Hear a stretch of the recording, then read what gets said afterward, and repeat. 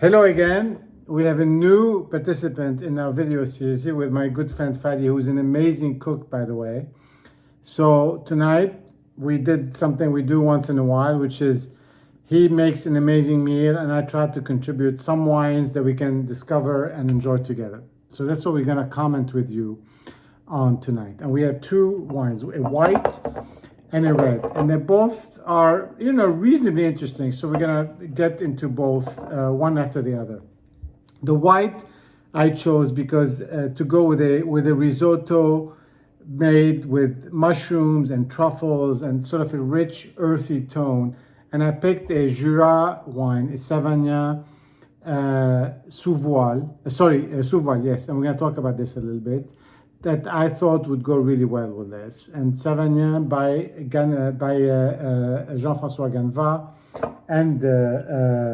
and his wife Anne. And it's called the Montferrand. It's a 2018. It's a Savagnin Sous Voile. Fadi, I hope you're following. I know you're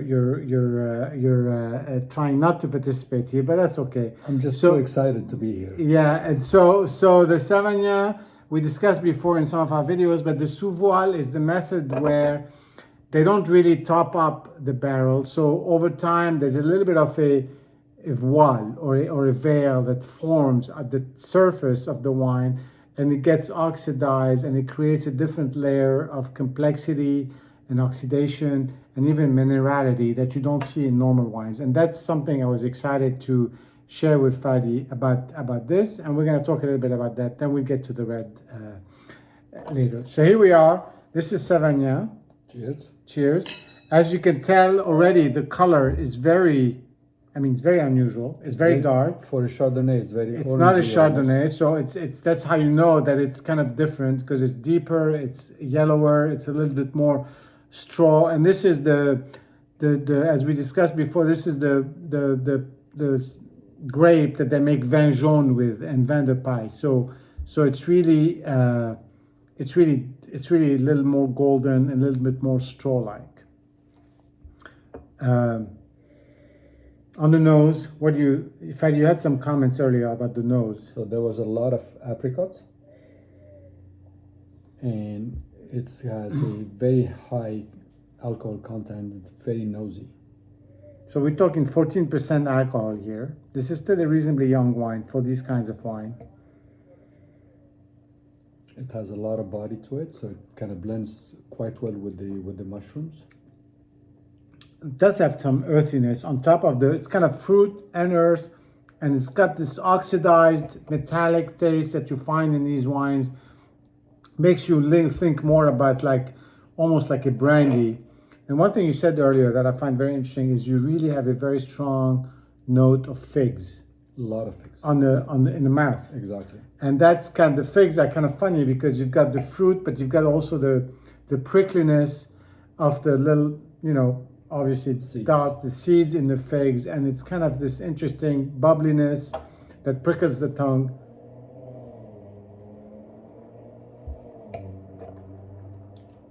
It's your first Savagnin, is it? Yes. So what do you think? Actually, I like it. Would you have that again? I would certainly have it again. And then what I like the most about it is how it blends quite well with the richness of the dish that we had. Yeah, that's interesting, because risotto in general, you would think white wine unless there's some meat in it, whatever.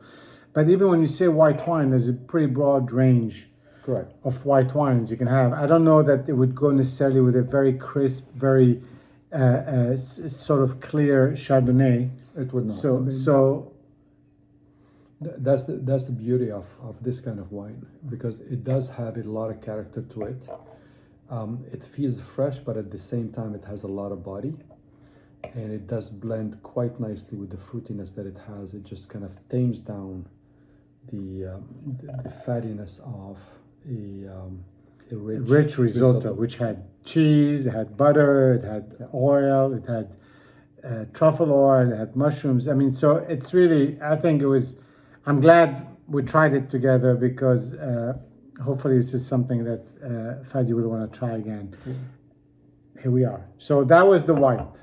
Now, on the red, we had a good old-fashioned steak with a lot of seasoning afterwards, and we thought, you know what, let's have some California Cabernet. Why not? So this is a Dunn Howell Mountain 2005. Now Dunn, as you may or may not know, I mean, it's one of those iconic California properties that have been established up in the hills, in the mountains, let's say, of Howell for quite a while in Napa. And they're basically, they make, up there, they make this one wine, the Howell Mountain, Napa Valley sort of Cabernet. It's, I think, pretty much 100% Cabernet. We did visit with them, my friends and I, a little while ago, and I'm gonna do a video on that. But it's just that what appeals to me at Dunn is the sort of the focus, the simplicity, the real desire to extract what they can out of the Howell Mountain terroir, which is very particular because it's volcanic. It's also in high elevation, so you got the fog. It's above the fog, so at the same time you get the sun, but you get also the cool temperatures that gives you a different sort of palette to work with for the maturity of the grapes and for harvesting and for making the wine. And that's something that I discovered in some younger Howell Mountain wines like Outpost and Dunn. And I've wanted to kind of go back in time and see what an old Howell Mountain wine would taste like. So here we are.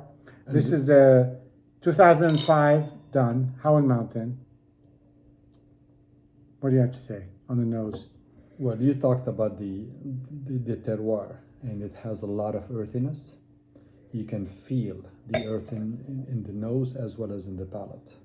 And it's what's interesting because it's something, you feel the earthiness and the terroir, not because necessarily there's no more fruit, but because it's something that's a dominant feature of this wine. I also, on the nose, and we talked about this before, I get a lot of that sort of blackberry, blueberry, dark fruit that you get really on the nose in these wines. And it's really what you get from Cabernet. There's just a little bit of spiciness, not so much because it was also the meat we were having had a lot of spices on it. So it was hard to separate the two. And you have good acidity even on the nose. You can tell the acidity. It's interesting. This red wine is less alcohol than the white we had. So it's not a high alcohol wine, which is interesting for a Cabernet. That's what happens with the old Cabernets. I mean, they have the acidity, lower alcohol, really very age-worthy. And for an aged wine, which is almost 20 years old, it still has a lot of... I can show them if you ask again from your iPhone. Well, that's Siri Siri jumping in trying- and interfering in our conversation. She's trying to correct, but it's not working with her. Yeah. Well, anyway, sorry, Siri. What I was trying to say is that even for an almost 20-year-old wine, it still had a lot of body, which is quite unusual for California wines. I mean, even looking at the color, it's still fully red, fully dark. It's unevolved, very little breaking around the edges. You can see a little bit of alcohol, you know, the legs coming up and down the glass, but you know, just what you would expect. It still really looks very youthful and feels very youthful, even though I think from a taste point of view, the fruit has sort of transformed into something else. Correct. And you've opened it now, how many hours still? I think it's been open like 10 hours, 10 hours. And we started drinking it 2 hours ago, and it's still opening. So what we tasted 2 hours ago is still not Exactly the same. And that's what's funny, these wines, as we've discussed often before, sometimes the last glass ends up being the best expression of the thing. So we're gonna make sure we get the best glass. We wanted to share these with you.